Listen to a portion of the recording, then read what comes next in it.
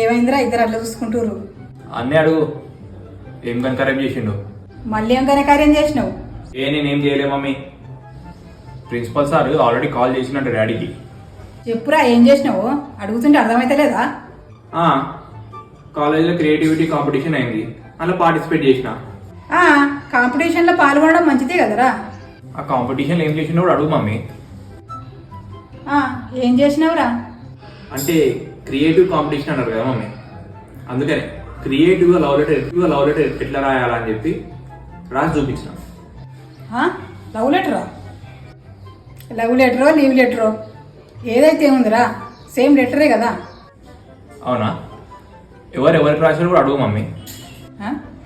ఎవరికి రాసిర్రునా? అదేందిరా?